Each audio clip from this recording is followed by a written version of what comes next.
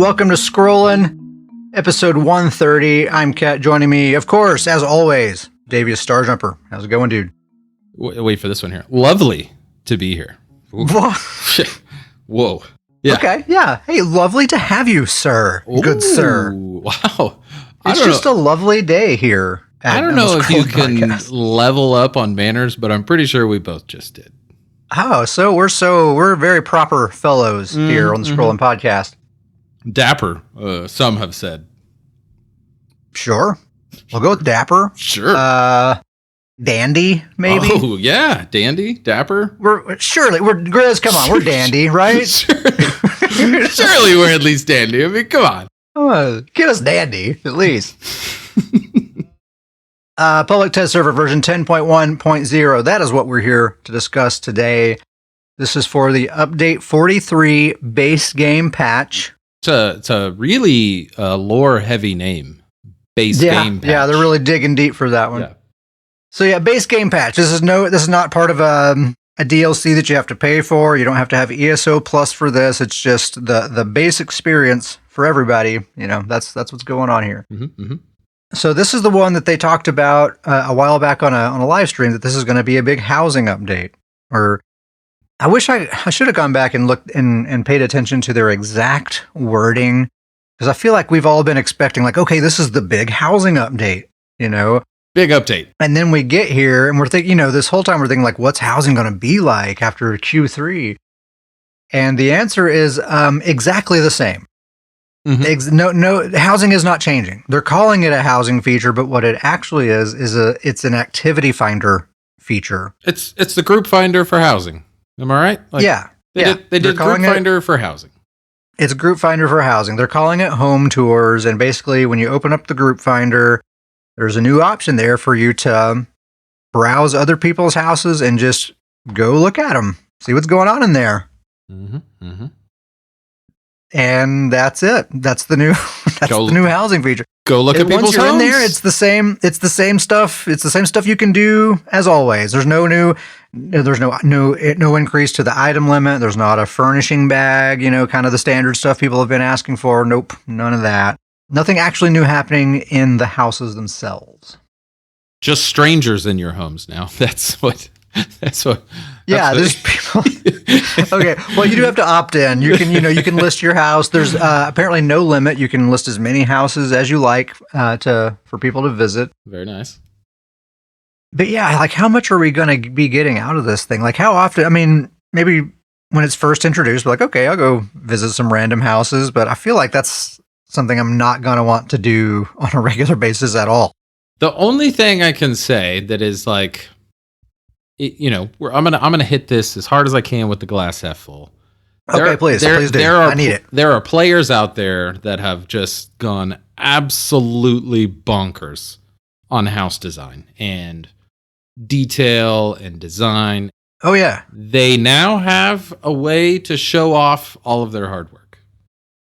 There you go. That is true. If you're like a housing main, this is like a way for you to put this out there for the whole game to see. Yep. Yeah, I see that.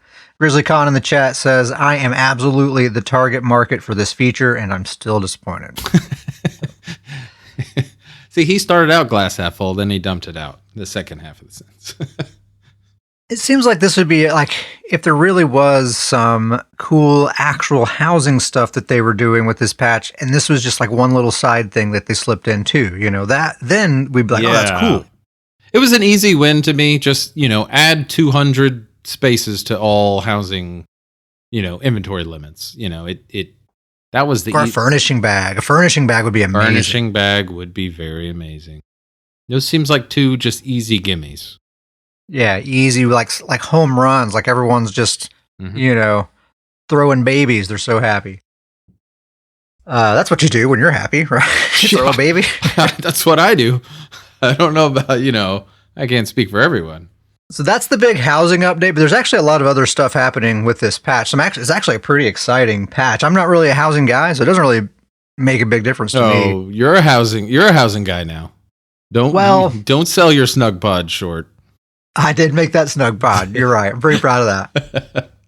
But I mean, I already got the snug pod, so what else do I need? You upgrade to a bigger pod. So, but there's a lot of other interesting stuff to talk about in this patch. Just the housing thing is just a little bit of a letdown. But there is an Infinite Archive update. They've added 2 new arenas, or like rooms, basically. There's a lava room and an ice room. And both of them, I think the environment can do damage to you. They've also added 10 new bosses, some new Marauder bosses, some new verses and visions, and there's a new NPC that gives you repeatable quests. You know, I didn't realize that Infinite Archive would be something they would continue to kind of build onto over time, but it seems like I wonder what it'll look like in a couple of years from now. You know? Yeah, it makes sense. Like they've put all the groundwork and the foundation into it, so it makes sense to just keep throwing things at it and turn it into this, ever growing, endless thing. Like I do think that's kind of neat. Yeah. Like you think about like Vatishran, they just dropped that in the game, and it is what it is. No further, additions or anything. I don't know about you, and we're about to talk about these new class sets. The new class sets kind of caught me off guard for this patch. I don't know. They're good. They're all pretty good, I think. I wasn't expecting them. I may have been expecting sets, but not necessarily Infinite Archive class sets. Yeah, you're right, actually. I was not really expecting that at all. Yeah, that was a very pleasant surprise. Probably the most interesting part of the update, or maybe second most interesting. For sure, yeah. So yeah, new class sets, definitely part of the Infinite Archive. We're going to talk about those here in just a little bit. This thing is pretty cool. Item set curation additions. So I checked this out. I actually logged into PTS and went to the Undaunted merchants. So they have these new coffers. There are these new curated coffers. They cost 8 keys each. And whenever you buy those, it's just guaranteed to be a piece that you haven't collected yet. And it's a pretty good deal because you consider like the coffers that give you like a random, like one of the 2, those are 5 keys, I think. So guaranteed for 8, not bad. This actually might get me to start farming some keys again. Because honestly, when's the last time you actually went and farmed up some keys? Oh, it's been ages. Yeah. Well, for one, there's not a lot of monster sets I really even like using, so I just don't have a reason to a lot of the time. Yeah, but even the monster sets, like, you might have them all, but like there's a couple good monster sets that I don't have all the shoulder pieces for.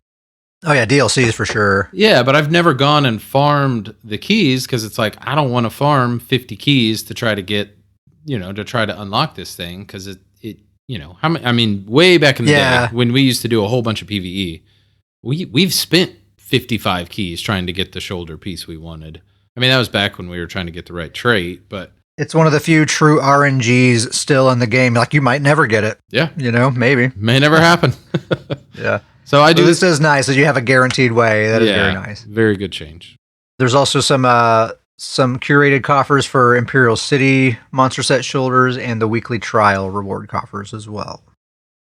They just need to do this somehow. I feel like it will be difficult to do, but somehow they should do this with mythic leads to make that a little less painful. Yes. Because that's something where, man, you like with my experience with the Alien King, it's like, man, I'm not getting it. Some new skill styles. So just really quick, we have purple twin slashes, yellow momentum, purple destro staff ult, pretty awesome. Yellow silver bolts, green roar, which is that werewolf taunt ability, and yellow annulment, which is the light armor damage shield. Those are the new skill styles. Mm-hmm. And now the big, juicy, beefy part of the patch notes. We have some combat and balance changes. And I figured since we're going to be kind of going kind of class by class here, we may as well talk about the class sets at the same time. So each class we talk about, we'll talk about their balance changes, and then we'll talk about the class set that they're getting as well before moving on to the next class. So we'll start with Arcanist. The Abyssal Impact ability, that's the tentacle. The Cephaliarch's Flail morph, the stamina morph, the one that everyone uses, it no longer has execute scaling. It's not an execute anymore. Also, the healing only happens if you deal damage to someone. So that's not really that big of a deal. But no longer being an execute, it's kind of something there. This is another one of those abilities that does like 100 things, so now it just does 99 things, Really not a big deal. I think this is totally fine. People are still going to use this ability. Still, yeah. And I don't even have an Arcanist, but I mean, we were doing a BG the other night, and I think you were telling me, you were like, I was like, well, how did you do that? And you're like, oh, the tentacle does that also. I don't even remember what it was. Yeah. I was just like, oh yeah, okay, sure. It immobilizes people. It gives them a damage debuff. It executes. It generates Crux. It does so many things. All the things. So for my Arcanist, like if you have a beam build, I'm always just kind of working towards that beam anyway, because even if you're getting the execute scaling, it's still less damage than the beam if you have all 3 Crux. So I'm just using this thing to spam until I have all my Crux and then just beam. So I really don't even... The execute's just kind of a nice bonus, because if they're in execute range, I'm still going to prefer the beam if I have all my Crux. So... it's totally fine. And then the Tentacular Dread morph. That's the Magicka morph, the one that currently really nobody ever uses. So now the damage is increased by 33% per Crux instead of 20%. So it can get basically a 99% damage increase instead of a 60%. Plus it has that Abyssal Ink thing. I think it can get like another 11% from that. So this thing can actually hit pretty darn hard now. Like probably maybe like a Crystal Frags type tooltip I think you could expect from it. I actually really like this, and with these 2 changes between these 2 tentacle morphs, you kind of have a choice now, like are you a beam guy or are you a tentacle guy? Is kind of the question you got to ask yourself. If you want to be all about the beam, and that's kind of the thing you're really focused on in your build, then you're still going to want to stick with the stamina morph of the flail. But if you want the tentacle to really be what it's all about, and that's kind of your big, impactful thing, then you're going to want to switch to this Magicka morph and get rid of the beam. Because the beam consumes Crux to do more damage, and so does this morph of the tentacle. Rather than generate Crux, it consumes Crux, right? So it's one or the other. You want to be a beam guy, or you want to be a tentacle guy, both viable. I'm definitely going to try it. I've tried this Tentacular Dread like a setup with that before, and it just didn't have the sauce. But I think with this, it really might. Shout out to Ironworks. He gave me the idea of using Tarnished Nightmare and Winterborn with that Tentacular Dread morph, because it deals frost damage, so it'll proc Winterborn. It's guaranteed proc with frost damage. And you can use the Rune of Displacement to pull everyone in, and then both those procs are going to be popping, plus you're hitting them with that big burst of that tentacle, if you have all your Crux and all that stuff. Could be a really good option. So anyway, nice. just thinking, just with those changes, Arcanists kind of have a new build option that they didn't really have before. Well, I think that's cool. Their armor set is named Spattering Disjunction. Poetry. Beautiful. Perfect beautiful name. Spattering Disjunction. It affects the Herald of the Tome skill line, sort of. So the 2 through 4 piece bonuses are you get a line of crit and 2 lines of weapon and spell damage. Pretty nice. And the 5-piece, dealing damage with an Arcanist ability applies 2 random status effects to your target. That has a 7-second cooldown.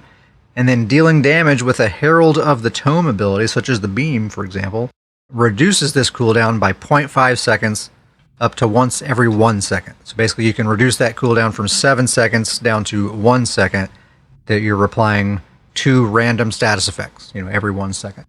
The wording's not clear. I'm not sure if there's it reduces that cooldown forever and ever, or does that fall off somehow? I couldn't really tell by reading the description.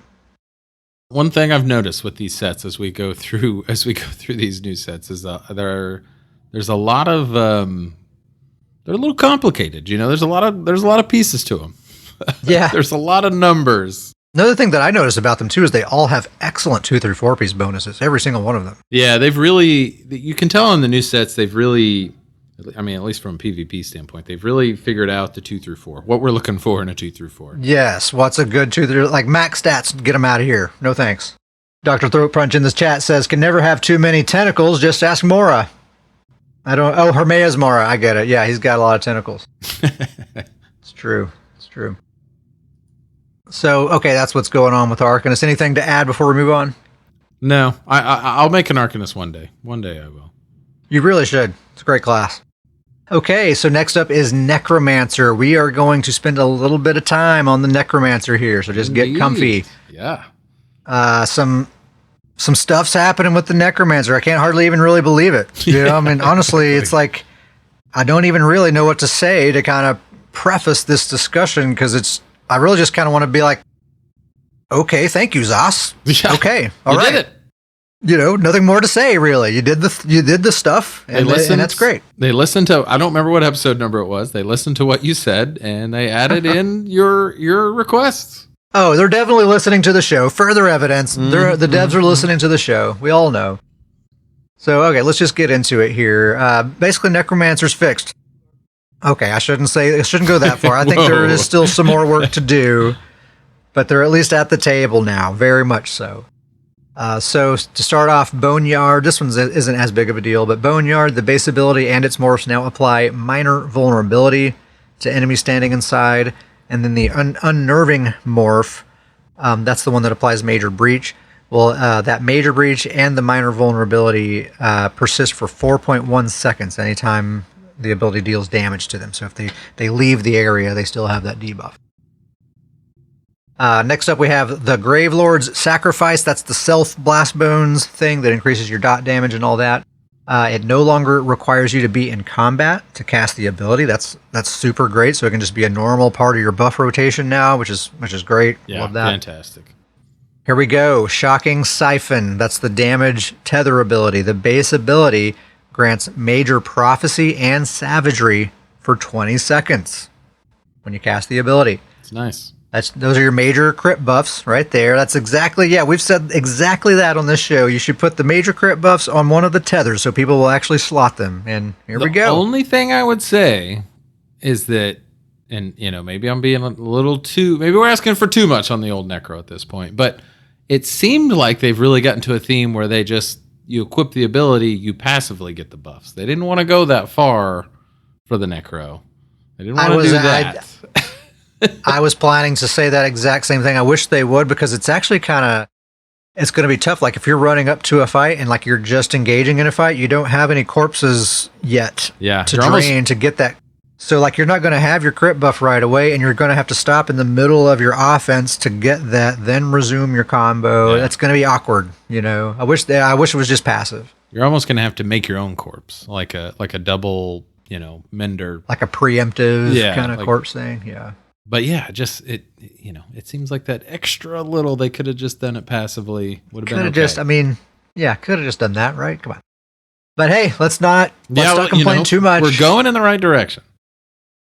This one's really great. No room for complaint here, I don't think. I don't know, maybe you'll prove me wrong. But Skeletal Mage, the base ability, grants major brutality and sorcery for the duration of the ability. Love it. That's your major weapon and spell damage buff. Just perfect. Every, beautiful. True necromancers, like this should be a required ability for a necromancer, and now they are getting to that point. I love it.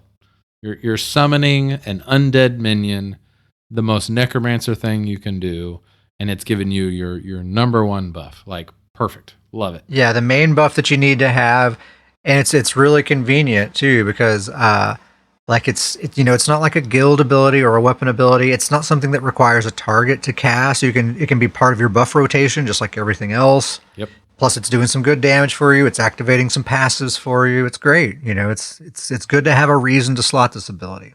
And the nice part about what you just said is that if you, let's say you're not in a fight and your buff goes down and you rebuff.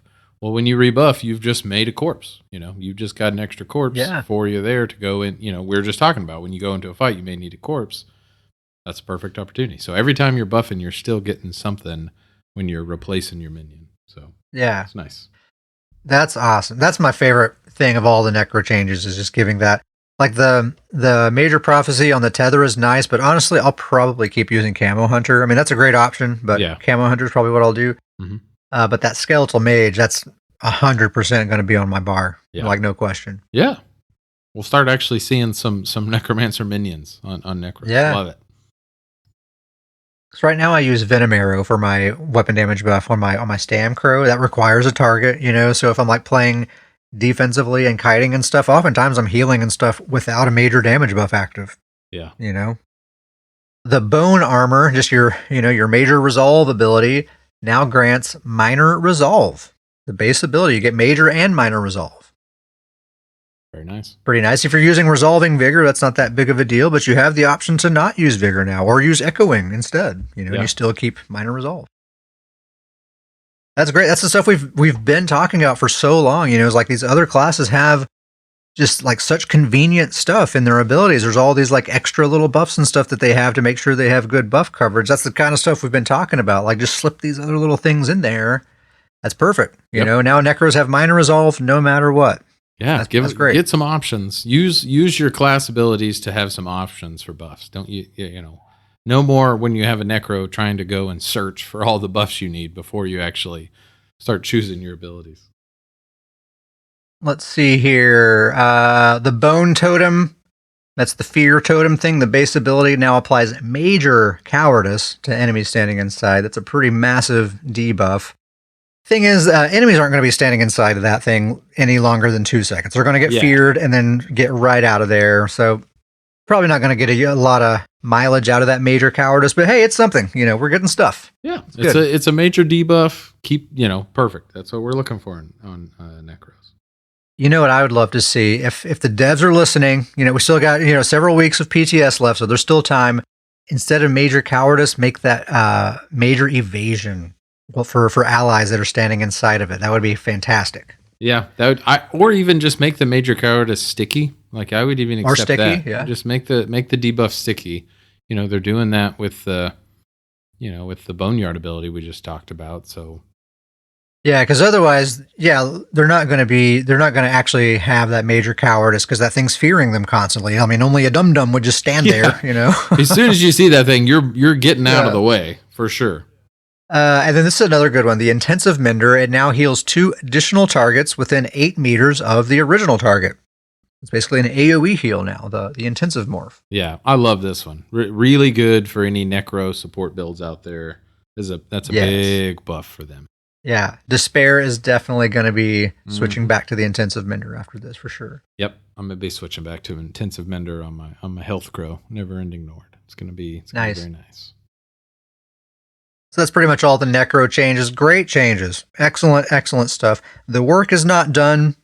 Okay, there's still some inconsistencies with the class design and stuff like that. I hope they continue to keep their eye on Necro and tweak them a little bit. But this is an amazing start. And we can at least sit at the table now and be competitive and not just be a drag on whatever team we're on and that kind of stuff. 100%.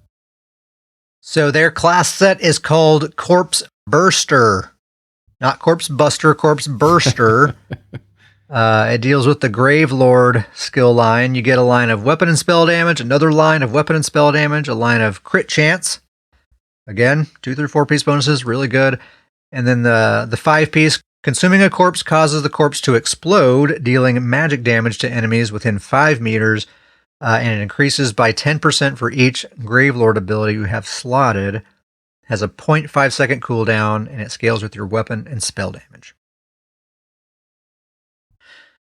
I love it. It actually seems a little weak. What do you think? You love it? You think it's great? I actually do love it. Now, my only thing is with like you said, you said it kind of seems a little weak. My biggest thing is I haven't seen any numbers with it.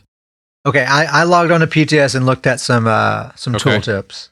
For if you have a decent around 6,000 or so weapon and spell damage, it's like a between a 5 and 6K tooltip, I think, something like that. That is very very low. Not massive. And the thing is, it has that 0.5 second cooldown, but it's not like you're going to be setting this thing off every 0.5 seconds. You can't consume a corpse every 0.5 seconds. You can only do it every 1 second. That's how often you can cast abilities. What I wish they would do is just remove the cooldown. That way you could use something like Necrotic Potency that consumes a bunch of corpses at once, and now you have a bunch of AoE explosions all around you. That could be really strong in that case. So I think that's the part that I love about it, is that they're fully going into the Necro Bomber. That's just, when you think Necro, every class kind of has that go-to think of, that's the build you think of, and they're kind of fully embracing that Necro Bomber, but that tooltip is disappointing. I was expecting a higher tooltip. Yeah, it wasn't super high. It kind of seemed like it was balanced for they're wanting this thing to be going off a lot. It seems like they're maybe thinking that 0.5 second cooldown is going to be significant, but I don't see how it could be, really, honestly. Yeah, I'm trying to think how you could get multiple. Yeah, I don't know. Maybe in PvE if there's just a whole bunch of corpses on the ground, but that's not going to work in a PvP. Yeah, you still have to like cast something to consume the corpse, and you can only cast things every 1 second. So I just don't know. Yeah, seems like a potentially good set. I think if they remove that cooldown or something. Yeah, I was expecting like a Blast Bones type tool tip. No, nowhere near that. No, maybe not quite that, but like a 10 to 12K tooltip, and then we'd be getting somewhere. So yeah, that's Necromancer. I'm personally not super impressed with the class set, but the balance changes to the class, bravo, good stuff. Yeah. Well, we're early on in this PTS. I will say, like, I like the idea of this set. I like the idea of blowing up corpses to do AoE damage. That's awesome.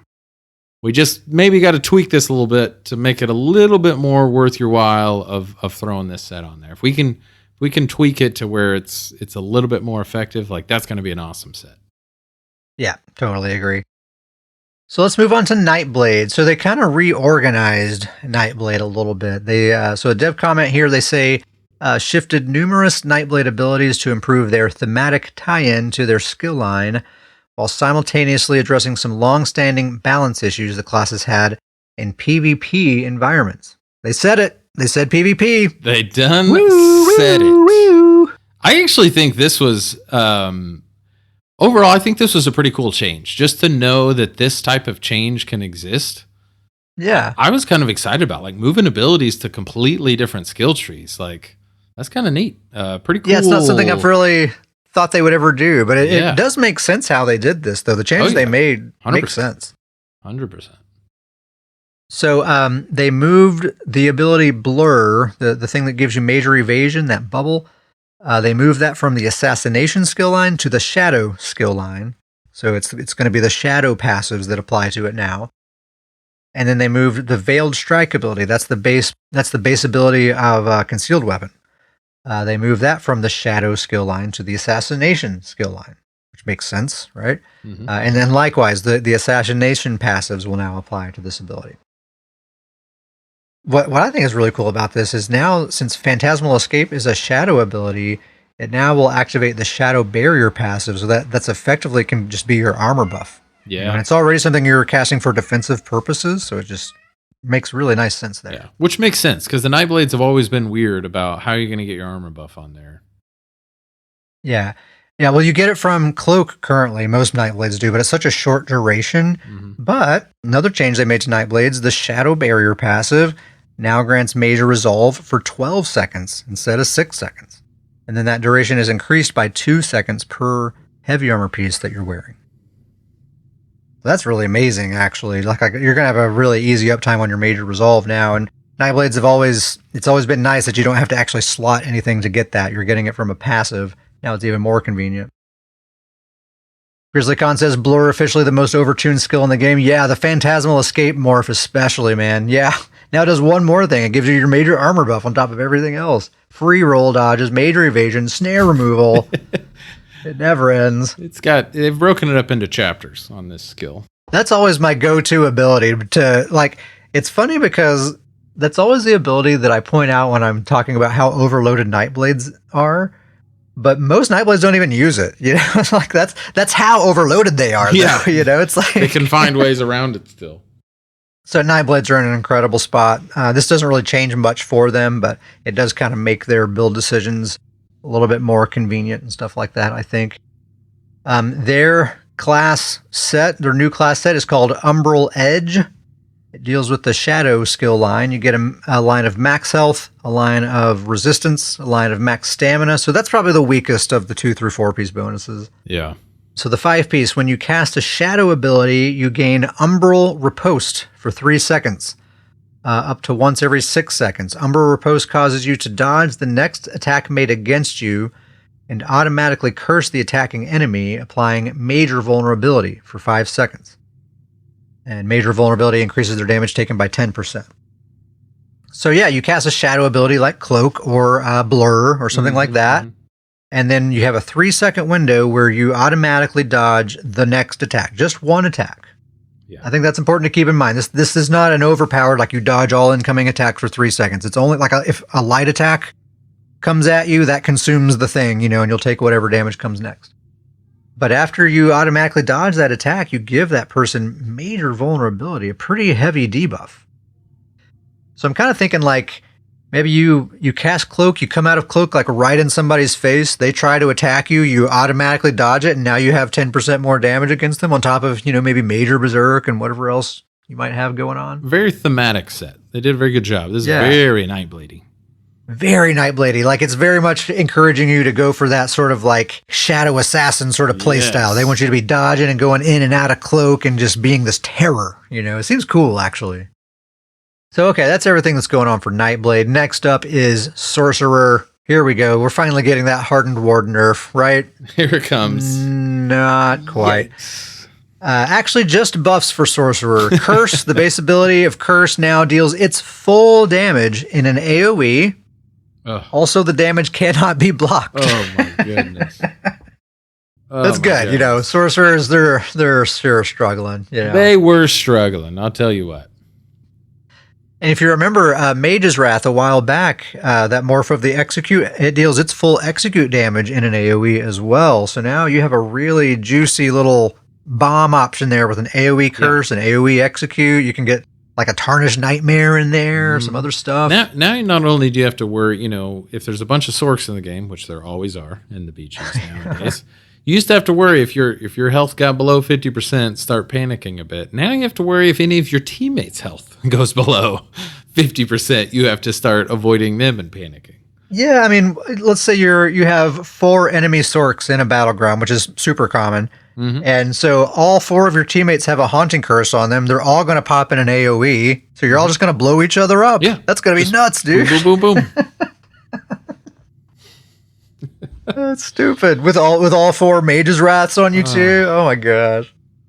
Against unkillable sorcerers with their impenetrable Hardened Ward that wasn't touched with this patch. The biggest issue for Sorks right now is fighting other Sorks for the actual credit for the kill.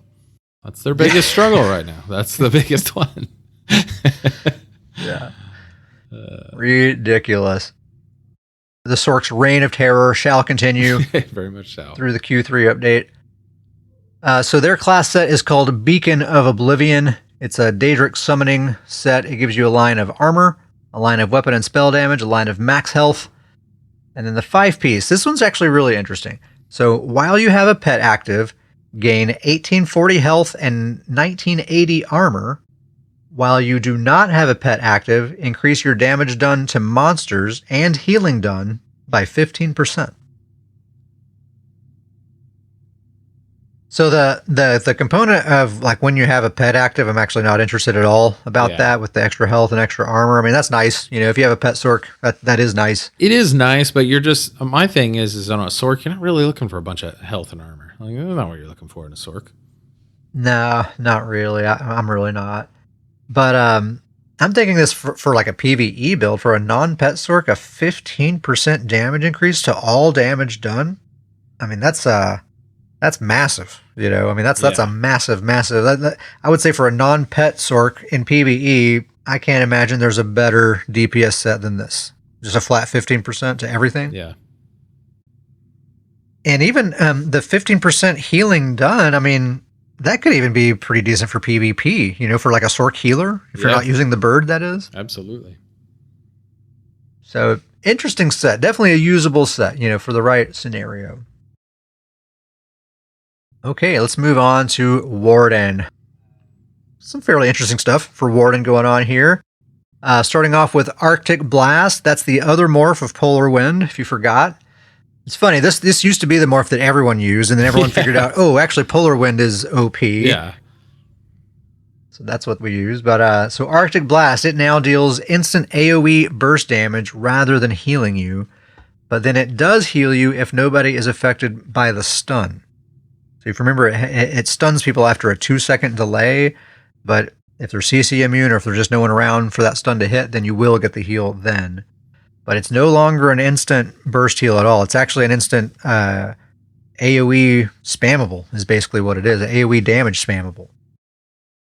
The more significant change for Wardens is this Piercing Cold passive. That is the passive that currently basically staples a freaking frost staff to Warden's forehead. You know, like it gives them an additional 12% to all damage done while wielding a frost staff.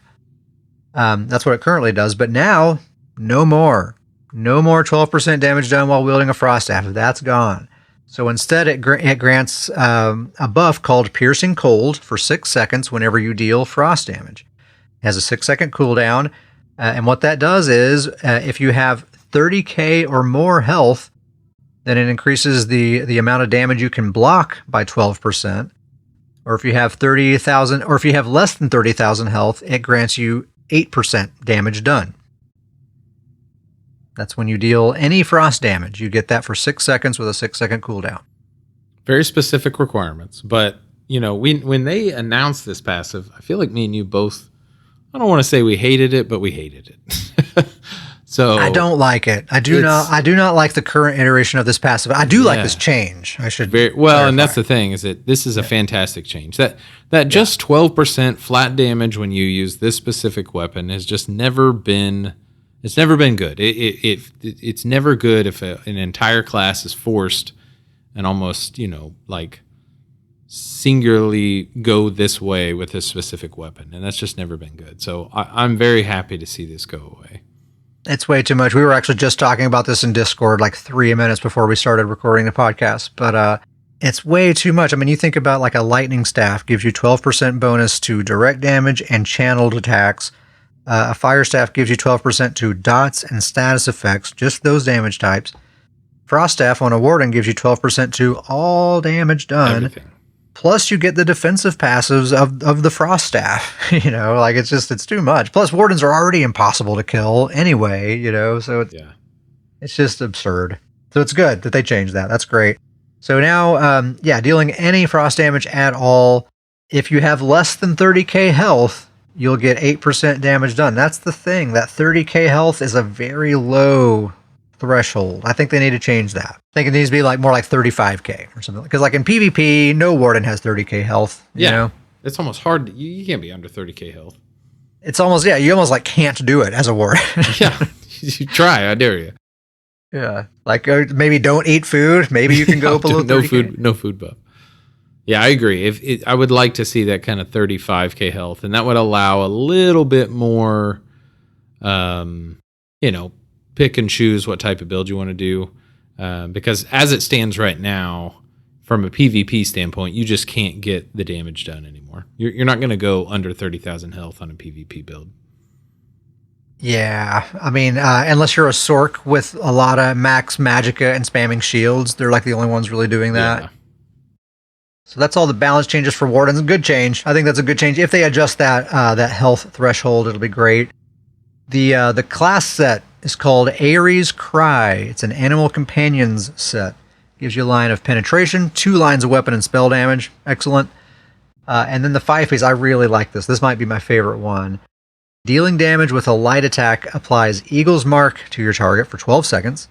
Eagle's Mark causes an eagle to attack your target every 3 seconds, dealing physical damage and increasing your damage done with animal companion abilities by 10% against that target. Has a 3-second cooldown. So yeah, basically you do a light attack to someone, and it essentially puts this 12-second dot on them, where every 3 seconds this eagle is diving down and hitting them. I looked it up. It's like a 5k or more tooltip. Really not bad for an every 3-second attack. Yeah. So you think about that just as a proc set. If that's all it does, that's decent damage right there. Plus it's increasing the damage of your sub-assault and your cliff racer and all that by 10% as well. Good set. That's what I like it, is that I think you're going to start seeing a lot more cliff racers. And I like that, that you're going to start seeing more warden type abilities on these warden damage dealers. Because like you just said, like the deep fisher, the sub-assault, the shulks, and then you get a cliff racer, like that's a lot of damage. And especially with how good Shulk's burst is, like 10% buff to your main burst ability, like that's fantastic. Yeah, and Grizzly Khan points out, timing-wise, it lines up with the sub-assault perfectly. That's every 3 seconds. This thing hits every 3 seconds, so you're going to be able to line that up nicely. It's a nice little extra chunk of burst as well. Mm-hmm. The Fletcher Flies, it's another Animal Companions ability that already does pretty good damage. It'll be buffing that. This is a great set. This is probably going to go on Hambone. Might replace his Winterborn with this. Could be really good. Got to say this too. For all you wardens out there using the bear, getting a buff right here. Yeah, getting a buff to the bear. It's true. Really is amazing that they seriously can just slot the entire animal companion skill line and it's good. Fantastic. Like it's a good build.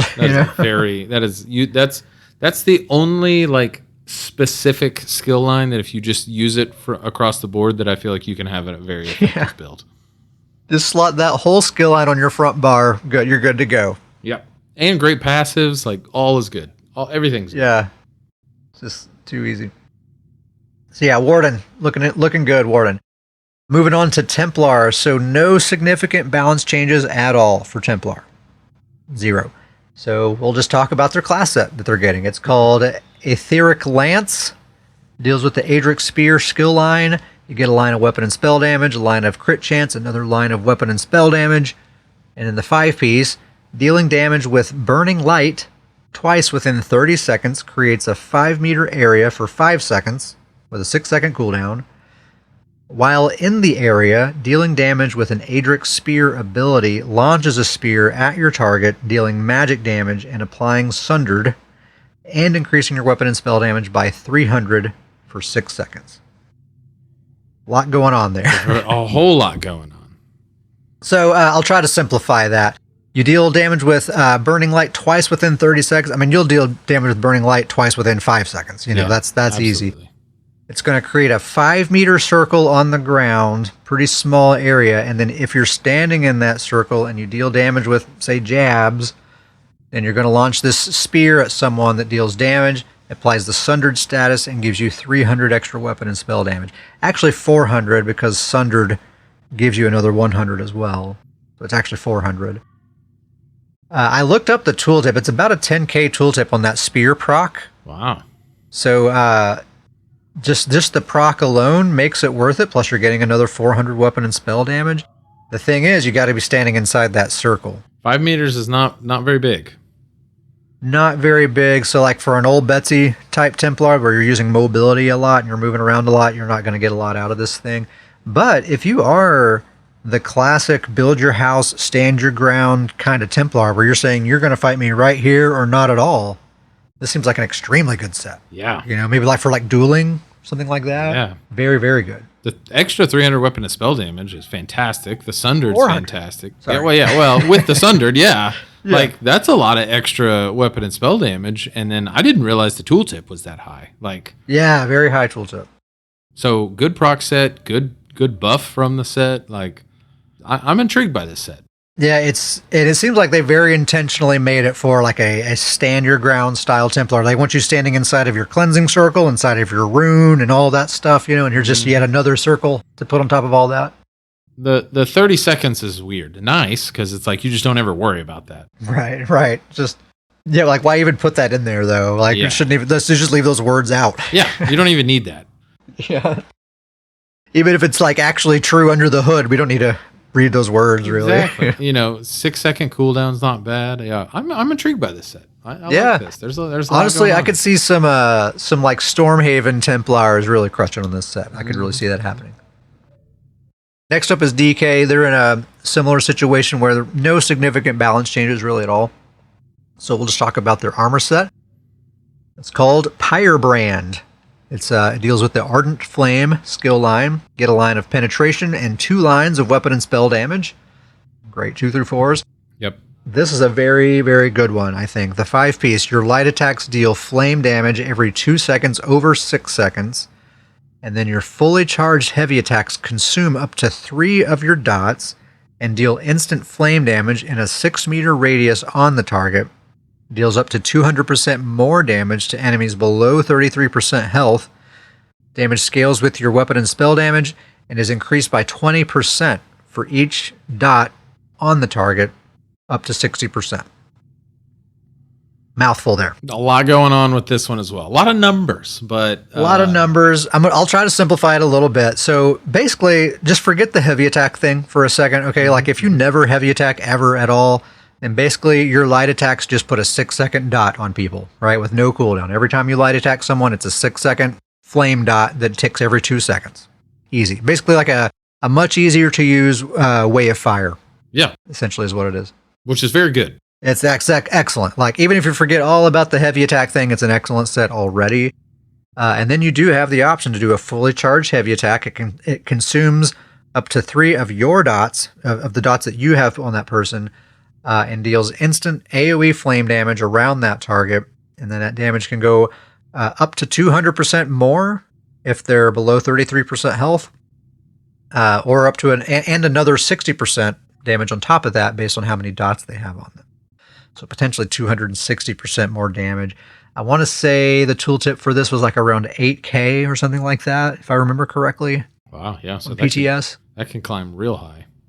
Yeah, so you can get that up around like, maybe like 20K or so if everything's really, really going there.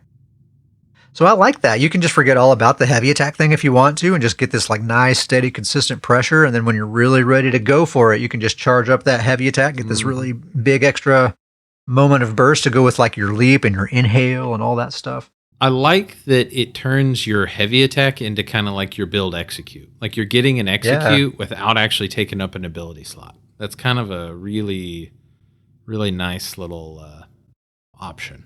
Dude, I think what you would do too is you would cast an inhale. You know how has that delayed burst thing? Oh, yeah. Cast an inhale and then charge up a heavy attack and weave that straight into a leap. And that should all just line right up, I would think. Yep. Heck, throw a whip in there. Yeah, throw a whip in there too. Yeah, may as well. So that's a really good one. Really, both the DK sets so far are like fantastic, awesome, right? Yeah. They're doing good. They got DK right. They know what they're doing with the DKs. Honestly, every single one of these sets I think are pretty good. I will say, I'll go back to the Necro set. I think that the tooltip on that one, I'm a little disappointed in hearing that, but I think it's on the right path. Like I'm hoping for some tweaking to get it, but overall, like I think all of these could be potentially some viable sets. They all are cool. Yeah. I'm really like kind of interested in all of these. Really. Did you have a favorite among them? Ooh, that's a toughie. I think my favorite. So I think going in, my favorite was the Warden. I really like the Warden one. But I think kind of after talking through it, I might switch to this Templar one. I'm very intrigued by this Templar one as we're kind of talking through it. I think I'm shifting to the Templar. Oh, wow. You could really play into that thing. Do like Sea Serpent's Coil for your Mythic, the one that makes you slow and everything. Yep. And you could really go into that. Yeah, it'd be nice. The Warden one is my favorite. I think that's just like an easy one to use. It's like, just as a proc set, it's good. Plus, it's giving you some extra damage with your animal abilities. I'm curious how cool is this eagle? Like, is the animation of this pretty cool as well? Like, I hope it's flashy. I do hope it's flashy. I want to see this cool eagle fly in. Because what's the like unfathomable darkness? Like you read that description, you're like, wow, that seems so cool. But the visual is very subtle, actually. Now, I will say these two will be very cool to pair together because you're going to have You're just gonna have birds, all sorts of birds going after your opponents. The bird build. Gotta have a bird build. We gotta do it. The Warden do the Cliff Racer for your spammable. Gotta have a bird build. Eagles. I mean, I'm doing it. I'm definitely doing it. Make it happen. Hey, that'd be a good 1-bar setup. Just saying. Yeah, not bad. Not bad. This and the Unfathomable Darkness. That could be something. Okay, a few more little balance changes here. Destro Staff, Elemental Susceptibility no longer breaks Stealth. I didn't realize that was a thing, but no more. And the Mage's Guild ability, Structured Entropy, also no longer breaks Stealth. I was aware of that one. But they fixed that. And then this one's actually very significant. Vampire, the Undeath passive, it now reduces damage taken by up to 10% instead of 30%. Based on missing health. Massive nerf to that. This is huge. But now it requires stage 1 vampirism instead of stage 3. So it's like, I don't even know how to think about this thing, It's like, because I read that first bullet point, I'm like, well, no one's going to use that now. But then I read the second bullet point, I'm like, well, maybe they will. I don't know. I just love the fact that I for me personally, like I don't have any vampires, and probably even after this, I'm not going to switch to any vampires. Like I'm still comfortable not having vampires, but yeah, same. I just love the fact that like no more of this get you down to 20, 15% health and just you're just a freaking statue of stone that can't be touched. Yeah, they just cannot take any more damage beyond that point. So I love the fact that we're working away from the tanky meta with this, and I love that. Like we need to get away from that tanky meta. So even all the vampires that are using this, like it's kind of now this, stage 1 vampire, and you maybe get this 10%. Like I can handle that. Like a couple of debuffs for a 10%, like perfect. I have no issues with that. It's much more reasonable, much more manageable. Yeah, a lot less of a sustained penalty. It's just also not near as significant as it once was. Yeah, and also what makes it really a lot more enticing to me is that 0 effort to maintain. Like your vampirism is always going down. So stage 1 vampire, you never have to visit the fountain or anything anymore. You're just going to stay there. You just always have it. Always stay in stage 1 and you'll have it. It's also such a small amount, like the sustain penalty and stuff is so small, plus the actual mitigation is so small that I feel like it's not really something that's going to be a major factor in my like build decision making. Like I'm not really going to go out of my way for it necessarily. But if it's like, well, I want to use Mistform or I want to use the Vampire ult or something like that, it's just this nice little bonus that I get along with that. Yeah, I 100% agree with that. That's what I like about it. If I've got a build that has Mistform that I want to have Vampire on, it's like, all right, this is just a nice usable passive. That's great. Yeah. But it's no more of that pressure of like, I should probably make this build a Vampire, but I don't want to. Yeah, for me, this might make me more likely to make some tunes a Vampire again, because I actually do like using Mistform for like my Necro and stuff like that. Yeah. But I always feel like, well, if I'm going to be a Vampire, then I'm obligated to be a stage 3 Vampire because that's the best part of being a Vampire. Yeah. But now I won't feel that obligation at all. Yep. So, yeah, that'll be nice. I like that. Great change. And anything that gets us away from tankiness and kind of incentivizes us to build for more damage is a good thing. That's mostly all the balance changes. Scribing, I'm not going to go into the details. There's pages and pages of scribing changes. Stuff going on there. As is expected. But basically, long story short, they essentially buffed all grimoires. Like basically more damage, more healing, more shielding. Everything across the board is just stronger than it was before, which I think is a good thing. I've actually been thinking for a while that they need to buff scribing in general. It hasn't really been super disruptive. Like I want to kind of get messed up by some scribing stuff, Like I want some wild stuff to be going on out there, but so far it hasn't really been the case. One of the ones that stood out to me, I think it's what's the mount summoning ability, Stampede or something? Yeah.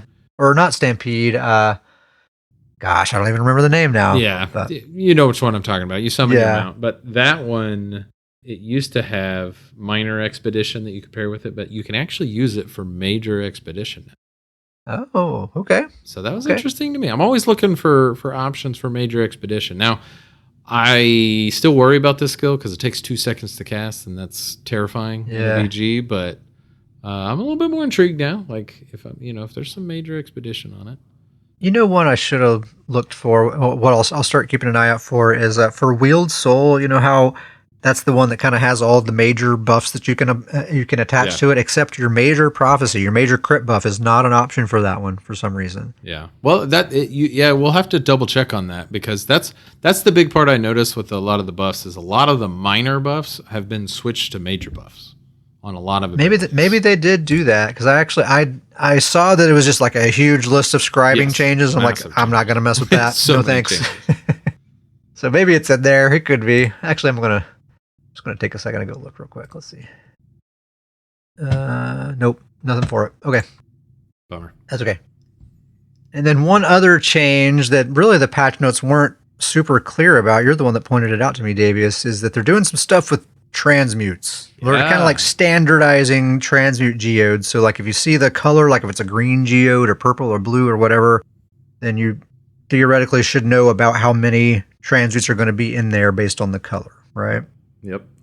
It kind of seemed like they didn't make it super clear in the patch notes, but it kind of seemed like maybe like the sources of these geodes and stuff, like maybe we're going to be getting more transmutes in general. That's the vibe I got, is that they're kind of the vibe, but they weren't clear about it. It's definitely the vibe, but they were not clear at all of like, you get the vibe of like they're trying to give us more of these things. But like, for example, like one of the standardizations are like green transmute geodes are 10 transmute, gives you 10 transmutes. Yeah. You think of green as being a low quality thing. If that's giving you 10, that's a lot. That seems to indicate that maybe they're going to be ramping up the transmute rewards a bit. They also added in a 25 transmute, and then the highest transmute used to be the 51, and now they've added in a 100 transmute. It makes sense that they're standardizing them, though, because it currently makes no sense at all. Like, you'll get a gold geode that gives you 4 transmutes, and then you'll get a blue one that gives you 10. Like, no rhyme or reason at all. Yeah. You can get the gold one that gives 4, or if you do Cyrodiil, you can get the gold one that gives 50. Who knows? Right, exactly. Just yeah. They need to just get rid of the one transmute geode. That one should just not exist. Yeah, just delete it. Just get it out of the game. But hopefully this is starting the path down to getting us some transmutes a little bit easier.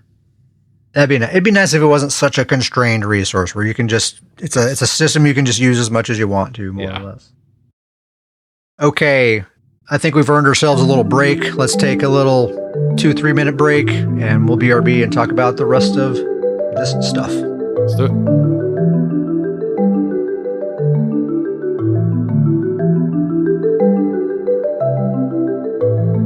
Well, let's just talk about what's been going on here lately. I think the main thing that I've been focused on in the game lately is just pre-mades, man. Friday night pre-mades has kind of all been focused around that. Even like during the week when we're doing other stuff, we're kind of looking towards Friday and getting geared up for that and talking about that and all that stuff.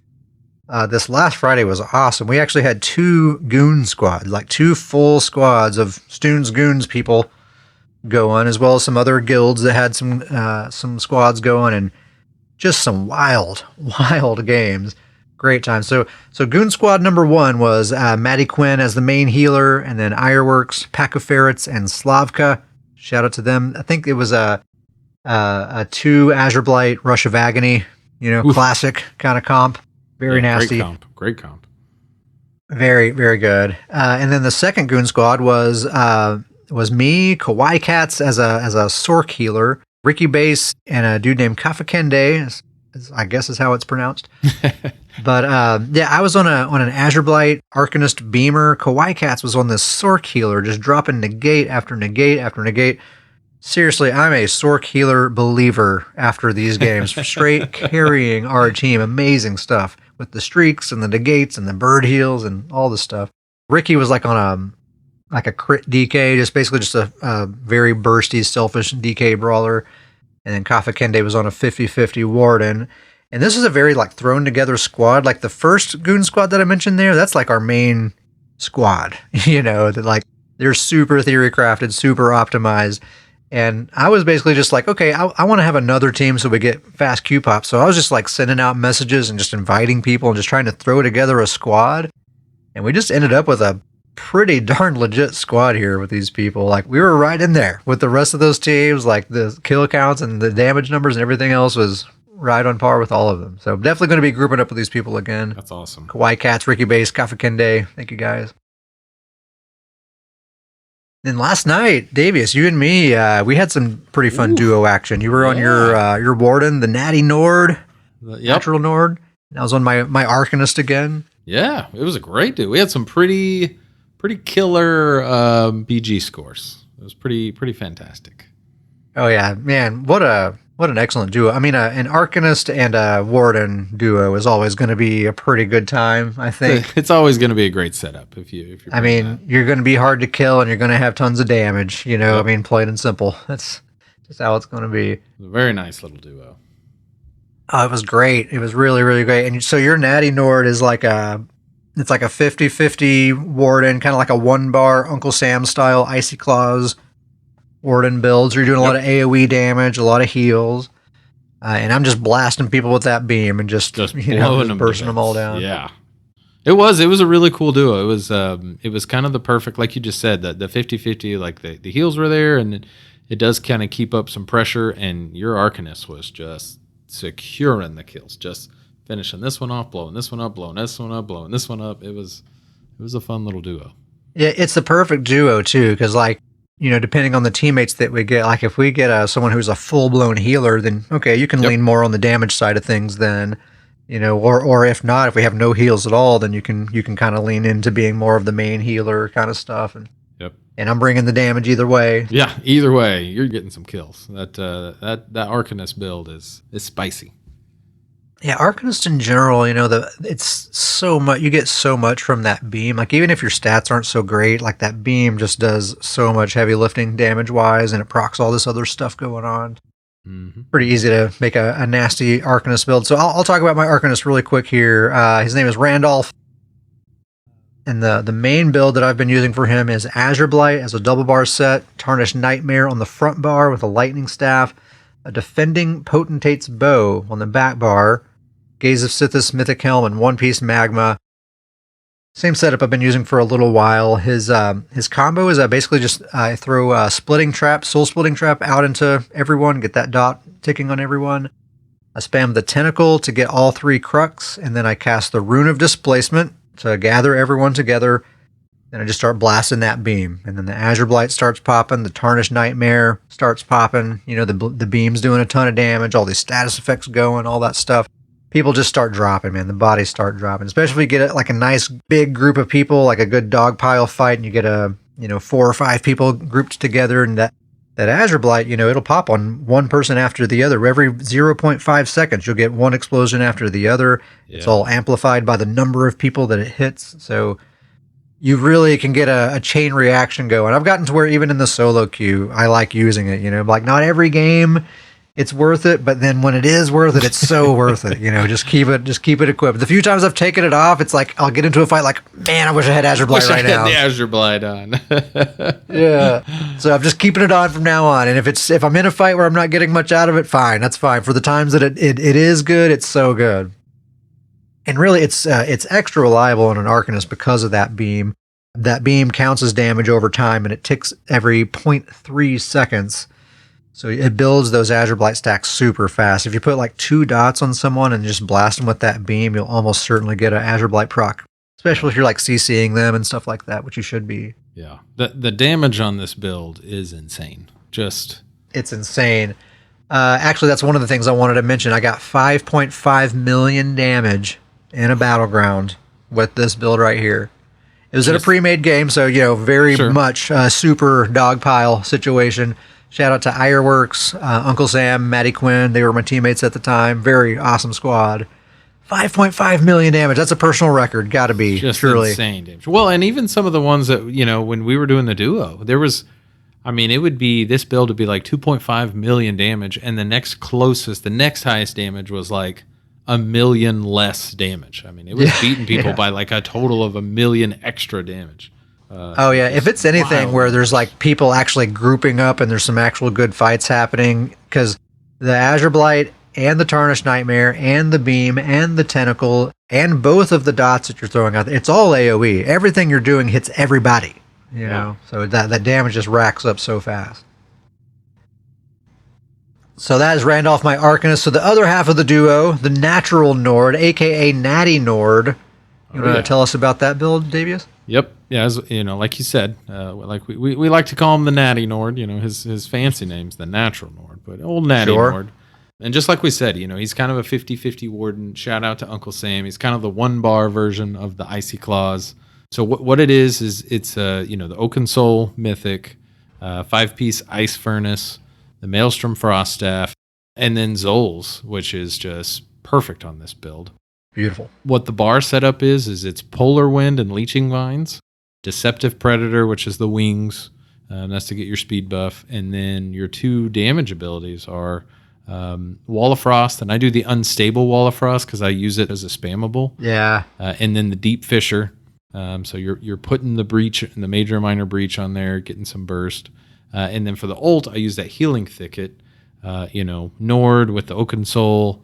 You're getting ult like crazy, and with that being such a cheap ultimate, but also was it like 90 ultimate? 90 ultimate, but it's a fantastic heal.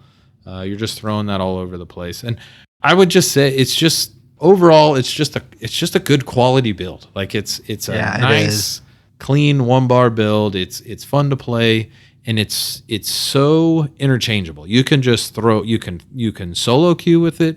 It's great for duos, or even if you're doing 4-squad groups. Like, throw this on a 4-squad, it's gonna be helpful to the group. Yeah. It's a fantastic utility build, and you can do whatever you need. Like you said, what we were talking about earlier. If you need to go heavier on the healing, like you've got the ability to do that. If there's a healer on the team, you can kind of switch to damage. That unstable wall of frost, if you're spamming that, it kind of lets you kind of start putting pressure on there. So, oh, dude, the unstable wall of frost. I said it on the last episode, but I feel like that is a master stroke of the build, dude. That that's like the thing that makes it work. Because so the unstable morph, it explodes when the effect ends, and so it counts when you recast it. That counts as like it ending. So you can spam it, and it's like an AOE spammable, but it's still like a ground AOE dot at the same time. So it's like, for Oaken Soul, it's just so perfect. Like, you just cast your Sub Assault and just be spamming that thing, and that's already just so much damage with the Ice Furnace set proccing with all of that. It's just great. It's lot of damage. Sorry to take over your no. Here, yeah, hey, keep saying great things. I love it, old Natty Nor. That's fantastic. No, but you're exactly right. It just you're really kind of getting 2 abilities out of 1 bar spot, which we all know on a 1 bar build, that's huge. And so that's really just been my favorite thing with this build. Is it's anytime that I'm like, you know what, I don't really know what I'm going to play. I don't know if I'm going to do duos. I don't know if I'm going to hop in solos. It's just like, well, I'm going to grab this, and whatever it is, it's going to be a good time. And that's really my favorite part. It's just the overall utility. It's just kind of plug and play. This build works very, very well. Nice, dude. Yeah, natural. Honestly, Warden, I've been spending a lot of time on Warden as well. Actually, like, since the last episode, I just kind of said to myself, like, you know what? I just like want to take it easy on myself for a while in ESO. I just want to like have an easy time in Battleground. So I'm going to play Arcanist and I'm going to play Warden. Good. That's what I've been doing. And that works. That's the way to do that. Yeah, it has been going according to plan. So yeah, my next build that I have to talk about, my next and last one, is also a Warden. Well, we got a lot of Warden talk today. We got a lot of Warden going on. Hambone Malone. He is my hybrid Warden. And I mean, he's hybrid as can be. I challenge you to look at this build and tell me, is it a stamina build or a magicka build? It's down the middle. So blurry. It really is. It's like Serpent Moon to Stone, but the Blue Betty, and everything's just all mixed up. So anyway, his build, same build that it's been for a while. Winterborn as a double bar set, Wretched on the back bar with the bow, the Master's Frost Staff on the front bar, Gaze of Sithis Mythic Helm, one piece, Magma. Like I said, I think I'm going to be replacing Winterborn with that new class set when that comes out. Otherwise, I think I can keep the build exactly the same. I mean, Frost Staff is questionable, because right now it's 12% extra damage, whereas I won't have that with the next patch. But I really love using Frost Clench, so we'll just see. Yeah, I'm in the same boat with the build I just talked about. It's kind of has to have that Frost Staff for the Ice Furnace, but it is going to get a nerf. But I think we're both accepting of it because that nerf is such a good change just for the game that it's like, it just makes sense. Yeah, I'll take the nerf. That's fine. I'll take the nerf. I'll figure the build out. It's fine. Yeah. So Winterborn, as a reminder, that's the set where if you deal frost damage, then it summons that frost pillar that snares people and does instant burst damage in an AoE. And so I use Frost Clench and the Master Staff to, use Frost Clench to proc the Master Staff, and that also procs Winterborn. So it's just a perfect combination because Frost Clench immobilizes people. So it kind of holds them still long enough for Winterborn to proc and hold them inside that snare so it actually hits them. Because otherwise, if they're like moving, the damage will hit them, but they won't actually like get caught in that snare at all. So that root kind of helps that happen. And the whole key to the build, this is my Sork Griefer 9000 build is what I've been calling it. If it's if I'm just sick and tired of the friggin' Sorks, all right, I'm jumping on Hambone, okay? It's it. We're done. So the key is it's that Frost Clench ability and the Crystallized Slab ability. Between those two, you are just the bane of all sorcerers. So basically what you want to do is just keep that Crystallized Slab active, so anytime they hit you with any kind of ranged attack, it's going to be completely absorbing that attack, completely nullifying it, and bouncing that ice ball back at them, and it stuns them, deals a pretty good amount of damage too. And then you also just are constantly spamming that Frost Clench at them to keep your Master Staff active and to continuously be rooting them. And so between the Crystallized Slab and the Frost Clench, those two different kinds of CC constantly locking them down, they will just leave you the heck alone. After like 3 seconds of combat, they're like, forget that guy. I am not ever attacking him ever again. So like the first 30 seconds of a battleground, basically all the Sorks have figured out, don't mess with that dude, because it sucks. He doesn't take any damage, and I'm just CC'd the entire time. I run completely out of stamina, can't spam my shields anymore. If a Sork tries to engage with this dude longer than 10 seconds, I mean, they're toast. They're absolutely toast. Which, lucky for them, they're sorcerers. If they're smart, they just streak away, and they don't have to fight me if they don't want to. But some of them, they got a little bit of an ego, they got something to prove. And it's hilarious when they do, because there's no way you're getting through this build. I love it when a Sork comes after you. Oh, I love it. Yeah, please do. I got sustained for days, I'm never running out. So the combo, pretty simple. You apply Elemental Susceptibility, cast Sub-Assault, root them with Frost Clench, and then just spam Force Pulse until Sub-Assault runs out. But also be reapplying that Frost Clench every 4 seconds to be rooting them and to keep your Master Staff active.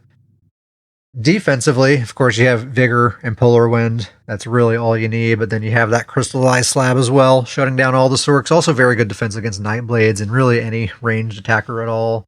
What's nice too, like Crystallized Slab is it's a pretty expensive Magicka ability, but since this dude is so hybridy, like he's not using Deep Fissure, he's using Sub-Assault, the Stamina Morph, and he gets his Major Breach from a free ability, Elisus.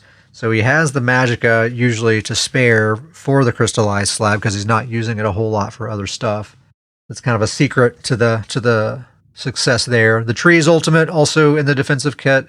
And Frost Clench. Frost Clench is a major defensive tool because not only does it root people, but it guaranteed applies major and minor maim every time you hit somebody with it. You're reducing their damage by 15%. That's a lot. It's huge. So if you're on the defensive, if you're like really like in trouble and you're trying to keep yourself alive, just remember to use that Frost Clench. You're rooting them, so you're giving yourself a moment to breathe, plus you're taking away a ton of their damage. So yeah, this is like you said, Davius, if I'm just like, man, I want an easy time. I don't feel like trying today. Hambone, let's go. Oh, fantastic.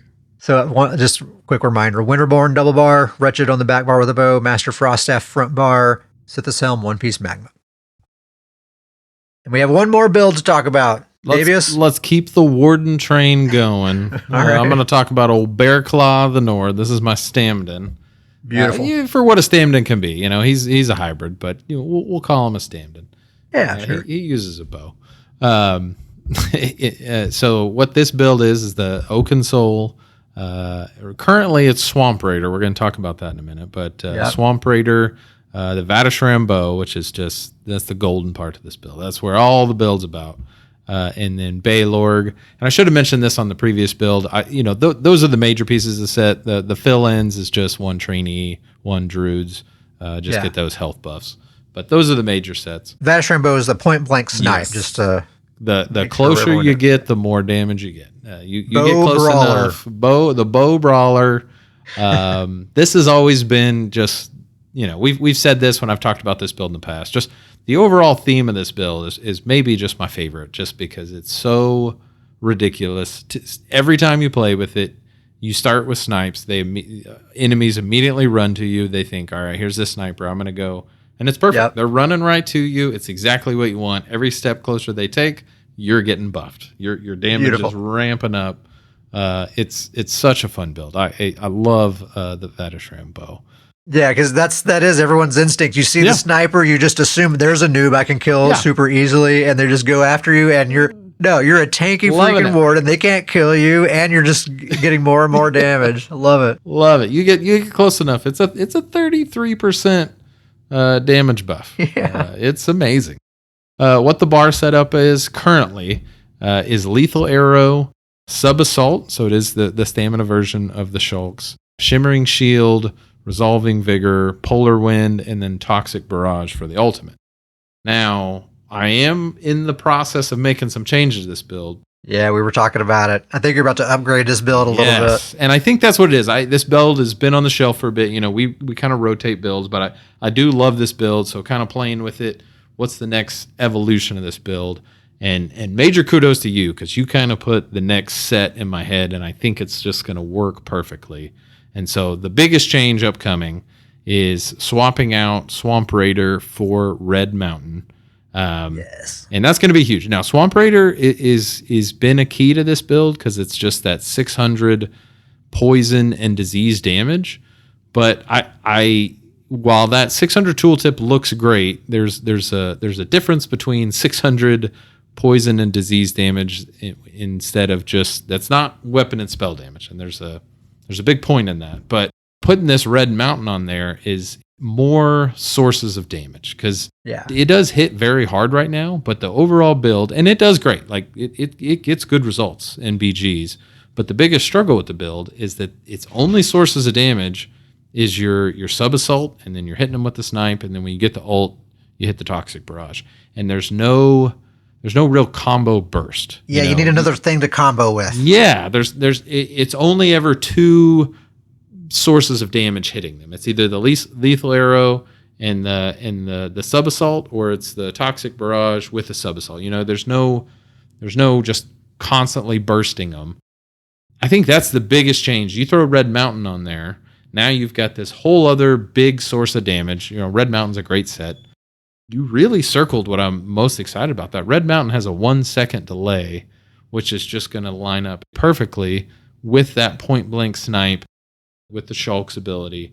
It's a perfect timing situation where it's a whole nother layer of a massive amount of damage coming in. Yeah, because you think about, like, if you're light attack weaving, your light attack will proc Red Mountain. Doesn't it proc from weapons dealing damage with a weapon? Is that right? Yep, when you deal damage with a weapon. So like your light attack will proc it, and then by the time your snipe lands, the proc will be landing too, and your sub assault. Yeah. Yep. Great. Yep. And then the sub assault's coming in right after it. Now, the other really nice part about that is that having the Swamp Raider on there has really kind of forced my hand on a lot of the abilities. So some other potential changes that are happening in this is that now I can swap out the sub assault for Deep Fissure, which is really, it's the better ability.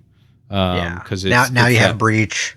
Now I have major minor breach, which is, you know, you're not seeing that in the tooltips, but that is a whole lot more damage all coming on. You know, that now that point blank snipe's going to hit harder. Also, Deep Fissure, that second hit hits harder than the stamina morph. Yep, it's a higher tooltip, so that's going to be a great change. It also, you know, with losing the Swamp Raider, it's kind of toning down the Toxic Barrage. Toxic Barrage is fantastic. You don't have to have Swamp Raider for Toxic Barrage to be fantastic. Yeah, but I was using Shimmering Shield to kind of get to the Toxic Barrage as quickly as possible, because as I said, there wasn't a whole lot of sources of damage, so it was really get to that ultimate as quickly as possible. Now, with extra sources of damage, I'm actually able to swap out the Shimmering Shield for Crystallized Slab. And even more damage. Yeah, so even more sources of damage. Plus CC, plus extra CC that you didn't have before. Yeah, it's all coming together, dude. Yeah, I think it's overall just a build upgrade. It's all of these kind of changes. It's more sources of damage, more CC, a little bit more. It seems like more flexibility in the build. It was that Swamp Raider made a lot of default choices. Yeah. And so now getting another set that's going to be great, dealing damage, another source of damage, but it kind of freed up to be a little bit more flexible with the ability selections. Your resource consumption will probably be a little bit better balanced too with that Deep Fissure. Yep, that's switching to a Magicka ability, so it should help with sustain. One other change that I did make on it too is that I'm switching from Bloodthirsty Jewelry to Infused Jewelry. Oh, cool. That's just in the sense of just trying to get more damage up front. Yeah. With a 1-bar build, you don't have that whole second bar to add additional pressure. And so really when you hit, you're going to want it to hit, because I feel like that you're getting a little bit more, especially for this build, you're getting a little bit more out of the Infused and the Bloodthirsty, because you might not have the pressure to keep them in that Bloodthirsty, you know, net positive range as much as you would on a 2-bar build with more pressure. Yeah, and that Undeath nerf coming up, you know, Bloodthirsty is not as necessary. Very true. Very true. So I'm very excited for this change. I was working last night on farming the Red Mountain, going to and buying the sets and building it up. And so I should have this completely ready to go here in the next couple of days. And I'm excited to test it out. I already love this build. It's already doing really well, but I feel like it's getting that next level up, that more viability, more flexibility. I think it's going to be some really, really good changes. Yeah, I mean, just in theory, it sounds like that's just going to be perfect. Yes, absolutely. Still very tanky, with vigor, polar wind, and you still have the shield. Yep. And it's actually a stronger shield. So it's actually even getting a little tankier because the crystallized slab has a stronger shield than the shimmering shield. So a little more expensive, though. You might find your Magicka consumption a little too much. I wonder how that'll go because you're also switching to Magicka shulks. Very true, but it's got 1400 Magicka sustain, which that's not a lot of sustain, but when it's kind of your off ability, it's not bad. Yeah, I think it's going to be okay. I think sustain wise. Yeah, and you're not really going to be spamming the crystallized slab anyway. It's just kind of like use it when you need it. What you're really doing is just hitting them with that point blank snipe, point blank range. You're hitting that as much as you can. So it is heavy on the stamina, and I love the ability. We talk about this a lot with any hybrid build, but I love having the stamina heal with vigor, and then you've got your magic heal with polar wind. Both options. It just works really well. And with Baylorg, as I said, that's the monster set on there. So once you do get that ult, you said you are going to stick with Toxic Barrage. Yes, still. Okay. I mean, Toxic Barrage is still fantastic. I just, with the tooltip on that did go down, obviously, with not having Swamp Raider on there, but still. It may actually the actual damage output might go up because you have Breach now. Yeah, major and minor Breach, which I didn't have before. Yeah. And the tooltip, it was I think it was 90,000. Now it's gone down to 80,000. It's still a ridiculous tooltip. Yeah. So only 80,000. Okay. Yeah, only 80,000 damage over 4 seconds.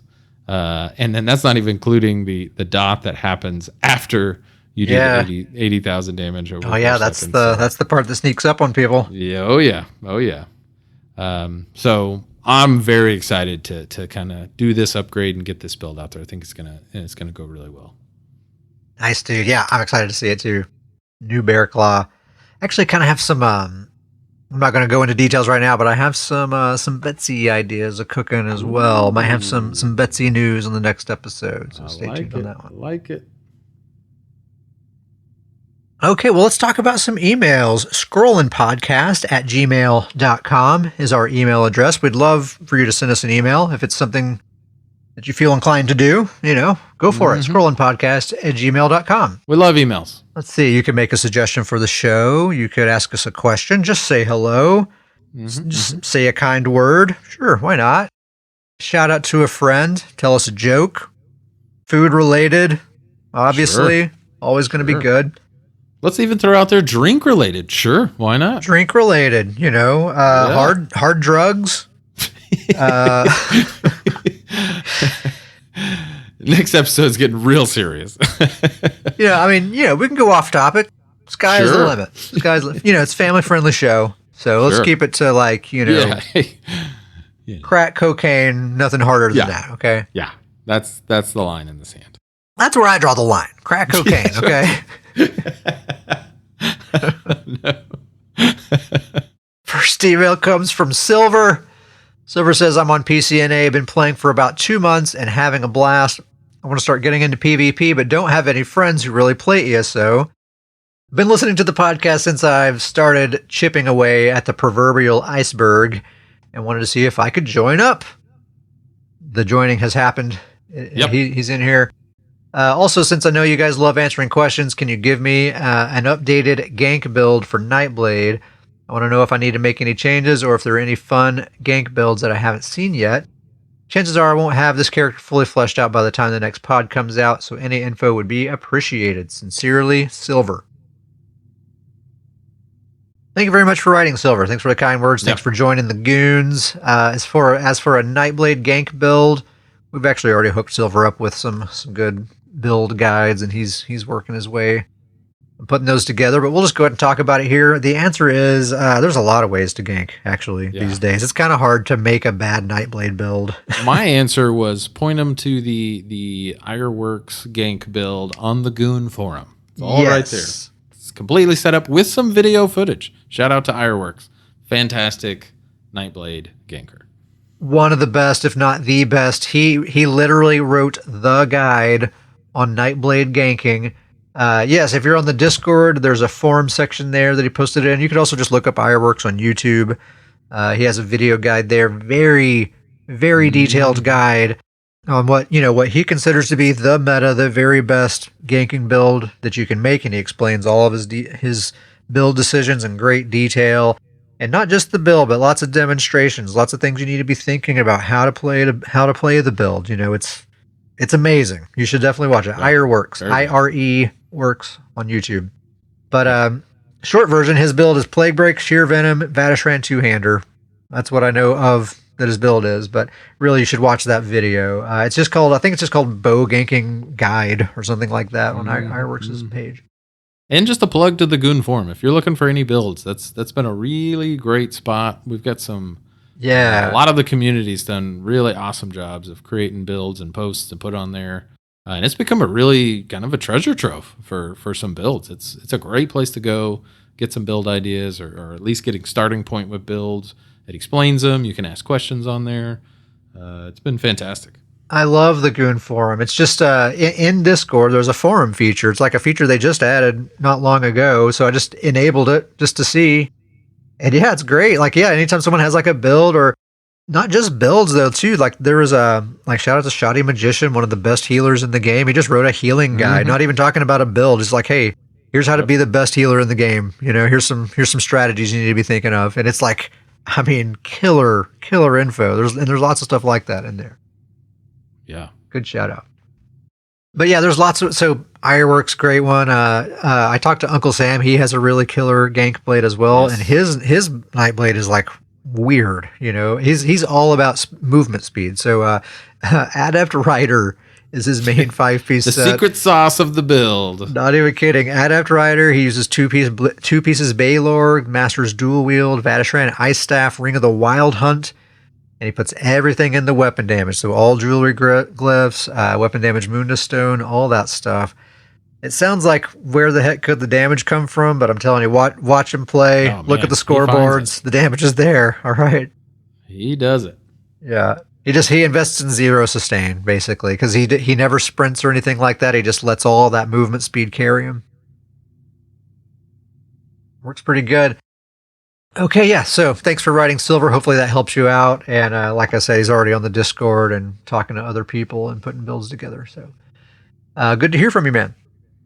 Next email comes from Chief Aloy, or Aloy, I guess Aloy is how I'm going to pronounce it. Says, hello, Davius and Ket. He said your name first, Davius. What the heck? What's going on here? Excuse me. This sounds like a coup. Hey, hold on. I don't know. Aloy. Hey, whoa, wait. Aloy says, I just started listening to the podcast and I love it. I really like hearing both of your new build ideas. I tend to find one thing and use it for a long time, but scribing is breaking me out of that, which is really fun. I'd love a guild and Discord invite, please. And then he gives us his name. The invites have been sent. Fantastic. He says, I have one question. What side quests have really stuck out to both of you so far? Davius, maybe I'll let you field that one first. What do you think? This is a tough one because we've been playing this game a long time, and we both have characters, that have Cadwell's gold. So we've done all the zones. We keep up with new expansion content quests. So we're talking a large area. Yeah. Oh yeah. A lot of memories to search through. Oh, for sure. Surprise on this one. I'm going to pick a little side quest in the nice little zone of East March. Got it. Okay. You didn't say that one coming.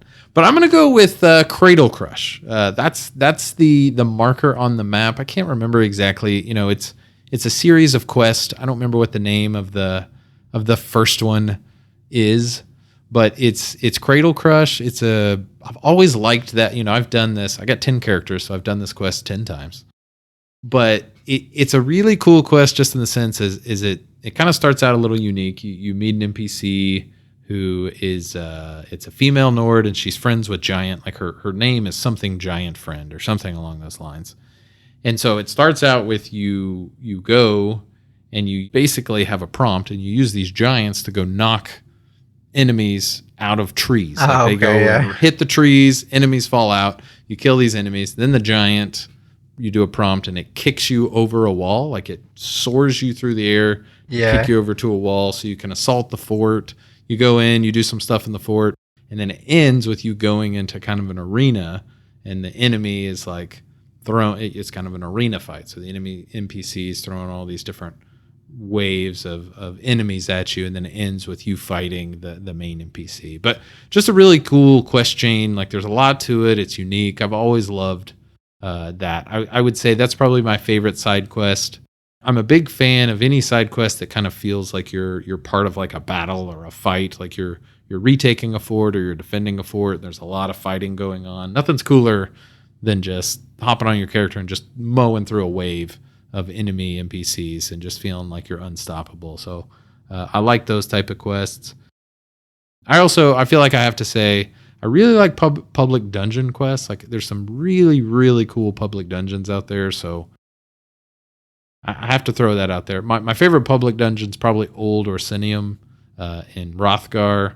And I think that one's just cool, just with the idea of like New Orsinium's this massive city. They had already built it once. It fell down to ruin, and so you can go and do a public dungeon where you're running through the old destroyed city, and they did a really good job of that design. It's a really neat public dungeon. Nice. That's what I came up with. I didn't put nearly that much thought into mine. I just what's your Nord Zone side quest? I know you're picking a Nord Zone. Don't you even worry. The side quest that I can think of that maybe touched me the most was one that I did in Aradon, and it's that one who's like mother who like all of her children have died, and you have to go to these different locations around the map that are like on the seashore and like lay their spirits to rest. And so it's like you meet this mother like early on in the zone, and then as you're exploring the zone, you're like, oh, here's the next step of this quest over. Here's another one of her dead children's spirits I have to go talk to or whatever. But it's really sweet. Like in each one of those little, like when you go to, talk to one of her dead children or whatever. Children, I mean, like they're grown adults. There are no actual children in this, But they're always in very beautiful spots. They're always like overlooking the ocean and stuff like that. And it's actually kind of a sweet, it sounds morbid, but it's actually kind of a really sweet quest. In this game, there's no such thing as real death. The afterlife is confirmed. We do have souls and all of that, They come back and talk often. Yeah. It's really like no big deal someone died. Like, he died, but, he's still here. We can still talk to him. Yeah. So that's mine. That's a good one. So, yeah, thanks for writing, Chief Aloy. Good to hear from you. And then we did get a late submission. I didn't think we were going to get it, but we did get the weekly or the bi-weekly Chumpy email. Technically past the deadline, Chumpy, but the people will riot if we don't have the Chumpy email. So we'll go ahead and do it. The weekly Chumpy email has to be read. It must be done. Okay, this is pretty funny. I usually kind of edit these emails and touch them up a little bit to make them easy to read, but I made the decision to not do that with this one, and you'll see why. Chumpy says, hello there. I have been quite late in sending this email, so I'm sending it completely with my phone's voice to text function, so if it doesn't make sense, blame technology. I have a question for you. All the question is this. What weather do you like driving through the most? I'm currently driving through fog, and it makes the lights look pretty like they have to work to get through to your eyes. Thanks heaps. Love you guys, chumps. That is a fantastic sentence and description of fog. Is it makes the lights look pretty like they have to work to get through to your eyes. Wow. It makes the lights look pretty like they have to work to get through to your eyes. That could be like a song lyric or something. Yeah, there you go. My favorite weather to drive through is nice, clear, sunny weather with maybe a few clouds to keep the sun out of my eyes. Yep. I like to be able to see where I'm going. Sure. I like the road to be hazard-free and safe, no water, ideally, just kind of the standard good driving conditions is what I like. So I'm kind of in the same boat. I will say, we both live in the South, so of course I've got a 4-wheel drive truck. It's it's a requirement. Okay. So you like mud. You like a lot of mud when you drive. Mud, driving in we don't get snow very much. Like if there's a lot of snow, it's pretty fun. If you're in a 4-wheel drive truck, and it's pretty fun to drive in the snow. But but honestly, and you know this about me, we've known each other a long time. Like I am a car person. Like I very much love cars, and so overall, I would say your answer. Like I've got an older car that nothing beats hopping in the older car.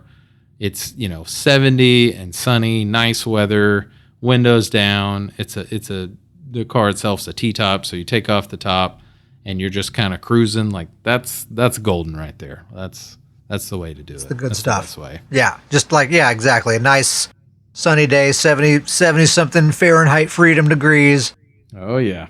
That's the good stuff right there, Chumpy. Yeah, fog, not interested in fog. No thanks. Yeah. And rain for us is a nightmare. We get some just crazy storms, just knocking down trees and stuff where we're at. So usually you don't want to drive around in the storms. They're not the most comfortable to drive through. It could be if it's like a nice sort of gentle rain, I'm doing like a nice slow little cruise through the park or something. I mean, that is enjoyable. Yeah. Sure.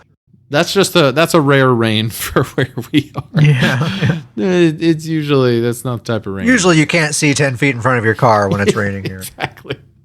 Exactly. Thanks for writing, Chumpy. scrollandpodcast@gmail.com. Please send us emails. We'd love to hear from you. We have a guild. The guild's name is Stoon's Goons. It is literally the best PvP guild in the game. And it just so happens to be the best named guild on the PC NA, Xbox NA, and PlayStation NA servers. We're on all three. We're everywhere. Best name, best PvP. It's a twofer. Yeah, that's true. It's also the official guild of the Scrollin' Podcast. Is that everything? If you'd like to be a member, send us an email at scrollandpodcast@gmail.com. Just ask for an invite and we'll send it to you. If your guild roster is full or if you're on a different platform, a different server, that's okay. The Discord is the true home of the guild. So just send us an email, ask for an invite to the Discord. We'll get you in there. Everyone who's on the Discord is a fully fledged goon. You don't even have to play the Elder Scrolls Online. Come and join us. Still a goon. Yeah. I suspect Chumpy doesn't actually play this game, actually. He just found Chumpy, our podcast and just likes it. He plays ESO with his heart. Okay, that's how he's a goon at heart for sure. He made on the Booncast. He made a comment because on the last Booncast I talked about a list of all my favorite PvP sets, and he made a comment. Like, those sure sound like some great sets, Cat. Taking your word for it, trusting you on what the good sets are. That's funny. Yeah, so you can join the guild or you can join the Discord, scrollandpodcast@gmail.com, and we'll get you in there. If you would like to support the show, okay, I'm gonna do the support plug just a little bit different for maybe like 2 or 3 episodes here because we're in a little bit of a dire situation, guys. Okay, your old buddy Ket, he needs a new PC. There's no other way to put it. I'm not comfortable doing this and like asking for money and that sort of thing. But we're in a situation where the computer's pretty old, doesn't really hold up to modern standards. Which I would be willing to put up with that, except it actually is dying now. And I've done everything I can think of to do short of replacing hardware components. And, once we're at that point, this machine's old enough. Once we're replacing hardware, we're heading down the path of just making a new computer. Mm-hmm. Mm-hmm. So if you like the podcast, if you want to see it continue to go on and to grow and to improve and all that sort of stuff, I'm going to have to be able to buy myself a new computer. My day job doesn't quite pay me enough to just be able to up and do that. Going to need a little bit of help. So if you'd like to help make that happen, there's a couple of ways you can do that. One way is to go to patreon.com/scrollandpodcast. Sign up to receive Stoon's Boon for $3 a month. Get you access to some extra stuff, including the Booncast, which is a shorter solo podcast that I do still about ESO on the off weeks. So you get a little scrolling every week. There's also some video stuff on there and some other stuff. I think it's a pretty good value for $3 a month. Mm-hmm.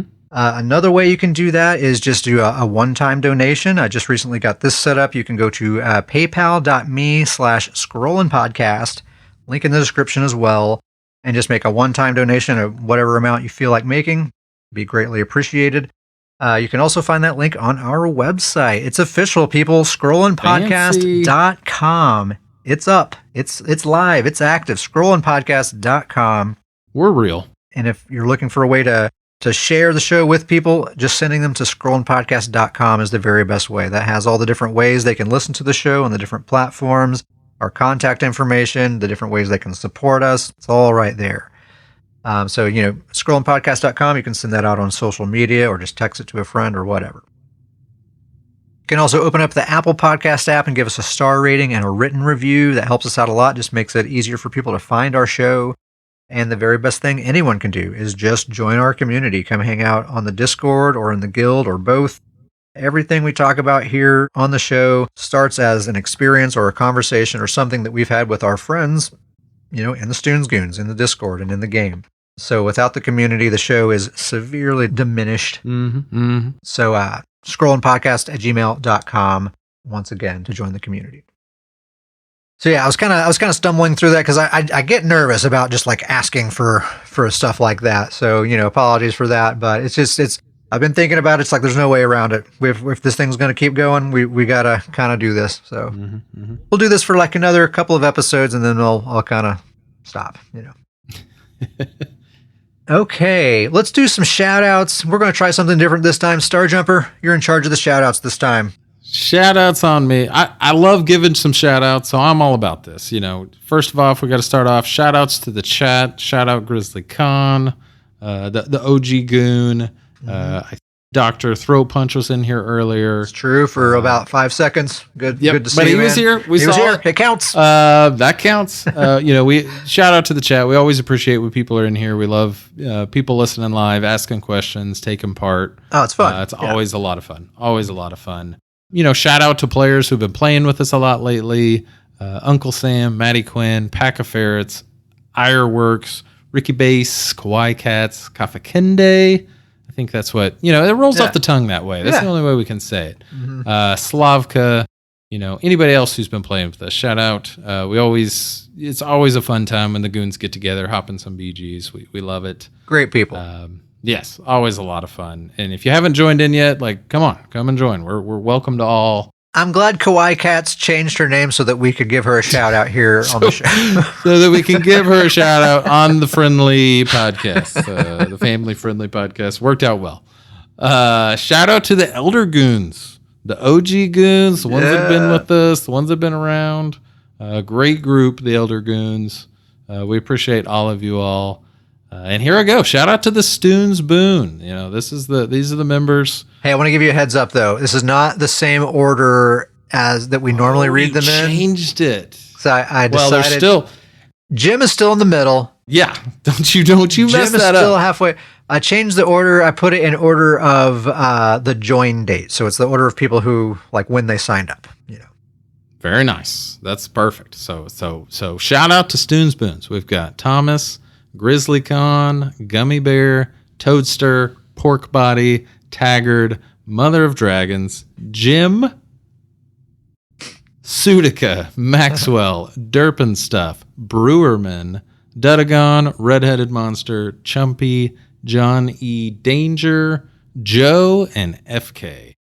Really, really appreciate all you all. Thank you all so much. Thank you all very much. Seriously appreciate it. Grizzly Khan wants to point out he is the eldest goon. I think that's probably true. That is probably true. I would say that checks out. It's either you or Danjevin. I don't know. It's either Grizzly or Danjevin. The shout out Grizzly Con t-shirt, it's coming one of these days. Just you all wait. It's coming. Okay. We're pretty much at the end, Davius. Anything else before we sign off? I don't think so. Excited for these upcoming PTS notes. We'll see what the changes are, but exciting stuff.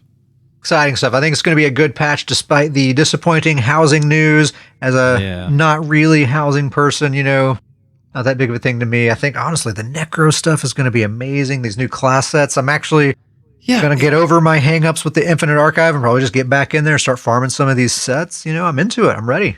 That's kind of the most comical thing is that really this patch is the new Infinite Archive sets. Forget the housing stuff. Yeah. That's a minor piece to it. It's the new Infinite Archive sets is the main point of this patch. And Necro Buffs. The main part of it.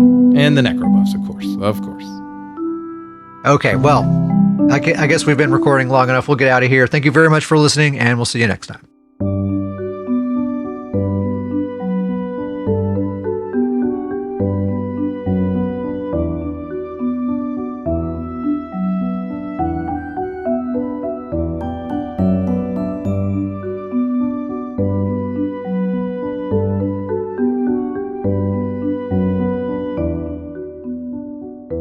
Here comes the snap. 3, 2, 1. Boom. There was energy behind that boom. That was, I had a little reverberation on that boom. Whew. I was feeling it. I was in the zone. I was seeing the Matrix. Yes. The snap the finger guns and the boom were just aligned like never before, dude. Like never before. I've told people at work nowadays that I'm basically a snap dancer, often confused with tap dancing, but snap dancing. Oh, snap. You never heard of snap dancing? Snap dancing. Oh. Very popular sport in the 70s. It really lost its fame in the 80s, but, don't Google it. Snap. Have you seen those people that are like hand dancers? They like move their fingers all crazy and stuff? I have not seen that. I think there's a word for it, but I bet if you just go to YouTube and search for hand dancing, you'll find. People do crazy you'll find trippy something. Stuff. You'll find something hand dancing. Oh, you'll find something. You'll find something. You'll find something about that. Don't you worry about that. Be sure to go to YouTube, not Google, but YouTube to search for that. You know what? Shout out GrizzlyCon because he beats me. Do we want to go 98, 99% of the time? Surely it's not 100. I would venture to say close enough to 100. Not close enough to 100, I think. You're going to round it. All right, I see. We're rounding. Okay. Yeah, we're rounding from like 99.99999. Yeah. Sure, that's fair. Okay, so you're rounding. Yeah, we're going to round. Okay. That's fair. Oh, we even lost Grizz. We lost Grizz. Oh, jeez. We said we were rounding, Grizz. We were rounding, Grizz. Come on. We rounded for you. Come on. Grizzly says we're Yankee Doodle dandies. Of course. Have you ever? Yeah. I know you haven't, Starjumper, but Grizzly, have you seen the anime Space Dandy? That's a good one. You don't know that if I've seen it or have you seen it? I have not. Okay. All right. Thank you for asking. Well, I know you're not much of an anime guy. Yeah, it's not my cup of tea. Grizzly, that's not nice. Grizzly's got a little spice to him tonight. Family podcast, Grizzly. I can't say that. Grizzly says, no, I've lost my virginity. How dare you, Grizz? Ooh, got a zinger.